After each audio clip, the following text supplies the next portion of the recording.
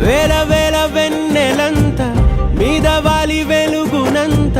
మోయమంటే నేను ఎంత రే చిన్ని గుండె ఉన్నదెంత హాయి నింపి గాలినంత ఊదమంటే ఓ పేరెంత రే కళ్ళు రెండు పుస్తకాలు భాషలేని అక్షరాలు చూపులోనే అర్థమయ్యే అన్ని మాటలు